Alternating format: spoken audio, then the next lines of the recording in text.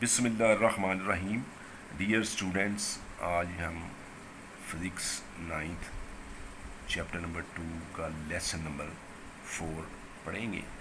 आज का हमारा टॉपिक है graphical analysis of motion. Motion जो हरकत है उसका ग्राफ की मदद से हम इसको कैसे एक्सप्लेन करते हैं। सबसे पहले हमने ये जानना है कि ग्राफ होता क्या है। ग्राफ क्या चीज़ है? ये पिक्टोरियल प्रेजेंटेशन है किसी भी इंफॉर्मेशन की।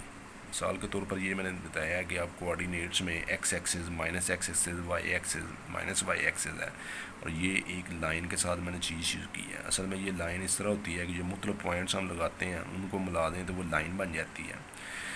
तो ग्राफ जो है वो पिक्चर की शक्ल में, मैप की शक्ल में या लाइंस की शक्ल में जब हम शो करते हैं किसी इंफॉर्मेशन को, तो इसे हम ग्राफ कहते हैं। ठीक है जी। ये स्ट्रेट लाइन भी हो सकती है, कर्व भी हो सकती है, ऊपर से नीचे कर्व हो सकती है, नीचे से ऊपर हो सकती है। तो ये जो प्रेजेंटेशन होती है ये पाई चार्ट की शक्ल में भी हो सकता है। जैसे ये पाई चार्ट हम ऐसे बनाते हैं, लाइन में बार की शक्ल में हो सकता है, ऐसे हो सकता है। तो ये मुख्तलिफ उसकी आगे टाइप्स होती हैं। तो इसकी डेफिनेशन ये होगी, पिक्टोरियल प्रेजेंटेशन ऑफ इंफॉर्मेशन। किसी इंफॉर्मेशन को जब हम पिक्चर की शक्ल में या लाइनों की शक्ल में शो करते हैं तो इसे ग्राफ कहते हैं। ग्राफ में दो मकदारें जो हैं वो हम लेते हैं, एक एक्स एक्सिस पे, एक वाई एक्सिस पे। इन मकदारों को क्वांटिटीज़ कहते हैं। यानी दो मकदारों के दरमियान जो है ये ग्राफ बनता, दो वेरिएबल्स के दरमियान ये जो मकदारें होती हैं जिनको हम मेजर कर रहे होते हैं इनको वेरिएबल्स कहते हैं। इनको वेरिएबल्स कहते हैं। मिसाल के तौर पर हम प्रेशर और वॉल्यूम के दरमियान एक ग्राफ ले रहे हैं, तो ये प्रेशर और वॉल्यूम जो है ये वेरिएबल्स हैं। यानी जिन दो मकदारों को के दरमियान ग्राफ बना रहे हैं वो मकदारें जो हैं वो वेरिएबल्स होती हैं। वेरिएबल्स जो हैं ये दो किस्म के होते हैं, या मकदारें जो हैं ये दो किस्म की हैं, independent quantity, dependent quantity. Independent का मतलब होता है जो दूसरे पे इन्हिसार नहीं करती, जिसको हम अपनी मर्ज़ी से कैन चेंज, अपनी मर्ज़ी से तब्दील कर सकते हैं। मिसाल के तौर पर ये देखें, प्रेशर और वॉल्यूम दो मकदारें हैं। प्रेशर को जब मैं चेंज करूँगा किसी कंटेनर के अंदर, वॉल्यूम जो है वो खुद ब खुद ही चेंज हो जाएगा। ठीक है जी। तो ये हम अपनी मर्ज़ी से चेंज कर सकते हैं, तो ये इंडिपेंडेंट वेरिएबल होगा। और इधर दूसरा ग्राफ नज़र आ रहा है, एक तरफ टाइम है, एक तरफ जो है वो स्पीड है। स्पीड जो होता है गाड़ी की स्पीड तो हम अपनी मर्ज़ी से तब्दील कर सकते हैं ना, तो ये इंडिपेंडेंट वेरिएबल है, यानी इंडिपेंडेंट क्वांटिटी होती है। दूसरी क्वांटिटी जो है वो डिपेंडेंट, उसके ऊपर इसके चेंज करने से तब्दील हो भी सकती है, इसके चेंज करने से उस पर कोई असर भी नहीं पड़ेगा।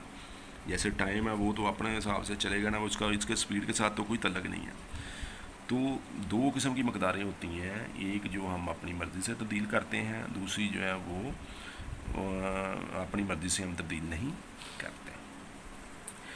अब आ जाते हैं जी, जो मुख्तलिफ किस्म के ग्राफ किताब में एक्सप्लेन किए गए हैं उसमें डिस्टेंस टाइम ग्राफ है। When object is at rest, जब ऑब्जेक्ट जो है, जो भी ऑब्जेक्ट का मतलब कोई भी चीज़ जिसका जिक्र हो रहा है जो वो अगर रेस्ट में हो। अब देखें ये ग्राफ है, इसको मैं सारा नीचे तक शो करने के लिए बस इतना सा किया, ये ज़ीरो से यहाँ सेंटर में ज़ीरो है, यहाँ दोनों लाइनें क्रॉस कर रही हैं, ये एक्स एक्सिस है, ये वाई एक्सिस है। इस तरफ टाइम को शो किया सेकंडों में, 5 सेकंड, 10 सेकंड, 15 सेकंड से चल रहा है। इधर डिस्टेंस है मीटरों में, 10 मीटर, 20 मीटर, 30 मीटर। अब फ़र्ज़ किया इन दोनों के दरमियान ये 15 है, तो 15 मीटर पे जो डिस्टेंस था, 5 सेकंड के बाद आपने चेक किया तो डिस्टेंस 15 था, 10 सेकंड के बाद चेक किया तो डिस्टेंस 15 था, 15 सेकंड के बाद चेक किया तो डिस्टेंस फिर उतना ही है, 20 सेकंड के बाद चेक किया तो डिस्टेंस फिर उतना ही है। इसका मतलब ये हुआ कि डिस्टेंस के अंदर कोई तब्दीली नहीं आ रही। तो वक्त के गुजरने के साथ चूँकि जो फार्मूला होता है वो उसने कहा बॉडी इज़ एट रेस्ट, जब बॉडी जो है वो रेस्ट में है, रेस्ट का मतलब वो डिस्टेंस अब जो है जितना जो है वो तब्दील नहीं कर रही, एक जगह से दूसरी जगह नहीं जा रही, अपना डिस्टेंस चेंज नहीं कर रही। तो इसे हम उसका ग्राफ जो है वो इस तरह बनता है कि ये एक्स एक्सिस के पैरेलल ग्राफ बनेगा।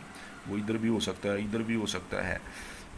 तो ग्राफ जो है उस वक्त जब बॉडी रेस्ट में होगी तो उसका हॉरिजॉन्टल लाइन होगी, parallel to the time axis, यानी इस एक्स एक्सेस के पैरेलल होगी, और no change in distance, distance के अंदर कोई तब्दीली नहीं आएगी। ठीक हो गया जी। अब दूसरा ग्राफ है distance time graph when object is moving with constant speed. अब ये देखें, ये अब एक बॉडी जो है वो यहाँ से यहाँ तक मूव कर रही है, तो 5 सेकंड के बाद जब चेक किया तो उसका डिस्टेंस था 10 सेकंड के बाद 20 हो गया, 20 सेकंड के बाद 40 हो गया है, 15 सेकंड के बाद 30 हो गया। यानी हर मुख्तलिफ इंटरवल्स में जब आप चेक करते हैं तो उसमें तब्दीली आ रही है। उसमें क्या था कि वो तब्दीली नहीं आ रही थी डिस्टेंस में, बॉडी रेस्ट में थी, यहाँ बॉडी मूव कर रही है कांस्टेंट स्पीड, उसकी स्पीड जो है वो एक जैसी तब्दील हो रही। अब देखें, ऐसी जो लाइन होती है इसका ग्राफ ये चेक करने के लिए कि इसकी स्पीड कितनी है, स्पीड का फार्मूला हमारे पास होता है distance over time, distance over speed है, डिस्टेंस ओवर टाइम। अब डिस्टेंस और टाइम लेना, फर्ज किया मैंने 2 पॉइंट्स मैंने लिए हैं ए और बी, तो मैं ये जानना चाहता हूँ कि यहाँ से बॉडी जब यहाँ तक मूव की है तो उसकी स्पीड कितनी है। तो स्पीड जारी बात है, वो डिस्टेंस ओवर टाइम है, तो यहाँ से यहाँ तक उसने डिस्टेंस कितना तय किया है पहले तो वो निकालना है, और फिर इसको यहाँ से यहाँ तक टाइम कितना लगा है वो निकाल के इसको। अब ये देखें, यहाँ पहले ये बॉडी का डिस्टेंस है 10, और जब ये बी में पहुँची है तो ये हो गया है 30। इसका मतलब है कि उसने 20 मीटर का फासला तय किया है, 10 और 10 20, 10 से 30 तक गया है, तो 20 मीटर का फासला तय हुआ है। और टाइम पहले 5 सेकंड था, जब बी पे पहुंचा तो 15 हो गया, तो ये इन दोनों के दरमियान डिफरेंस 10 सेकंड का है। तो 10 पे इसको डिवाइड करेंगे तो ये इसकी स्पीड बन जाएगी 2 मीटर पर सेकंड। अब ये तो समझाने के लिए होता है, इसको कहते हैं स्लोप। किसी भी लाइन का जब आप स्लोप निकालते हैं तो वो स्लोप इस तरह होता है, जिन 2 पॉइंट्स को आप कैलकुलेट करना चाह रहे हैं उनके एक्स एक्सेस और वाई एक्सेस आप कैलकुलेट कर लेते हैं। मिसाल के तौर पर यहाँ से अगर मैं चेक कर रहा हूँ तो इसका एक्स एक्सेस ये है, इसका वाई एक्सेस जो है यहाँ से लेकर यहाँ तक इसका वाई एक्सेस होता है ये वाली वैल्यू, और इधर से जो है वो यहाँ से लेकर ये वैल्यू, जैसे यहाँ हमने किया, तो इसे स्लोप कहते हैं। और ये डिस्टेंस और टाइम का जो स्लोप होता है ग्राफ का, वो स्पीड होती है, क्योंकि हमें ये फार्मूले उसके मुताबिक बन रहा है ना, डिस्टेंस ओवर टाइम। तो जब वाई एक्सेस को लेंगे वो डिस्टेंस होगा, एक्स एक्सेस को लेंगे वो टाइम होगा, तो डिस्टेंस ओवर टाइम ये उसकी स्पीड बनेगी।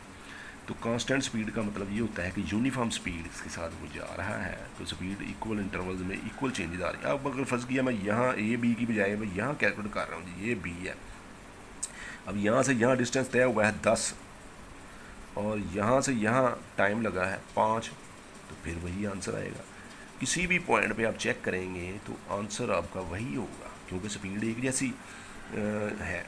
इस पॉइंट में चेक करूँ, इस पे चेक करूँ, इस पे चेक करूँ, यहाँ से यहाँ तक चेक करूँगा, फिर वही आंसर आएगा। मसलन यहाँ से यहाँ तक है, इसका डिस्टेंस है 40, और यहाँ से यहाँ तक इसका टाइम है 20, तो फिर आंसर कितना आया। तो यूनिफॉर्म स्पीड में स्पीड के अंदर कोई तब्दीली नहीं आती। अब किसी पॉइंट पर भी उसको चेक करें, तो इसे कहते हैं कांस्टेंट स्पीड के साथ जब वो मूव कर रहे हो तो उसकी ये शेप बनेगी। ठीक है जी। अभी आज हम ये 2 ग्राफ आपने करने हैं, किताब के अंदर इनकी डिटेल्स दी हुई हैं, साथ ग्राफ बनाना है, और ये सवाल हमारा आज का ख़त्म हो गया।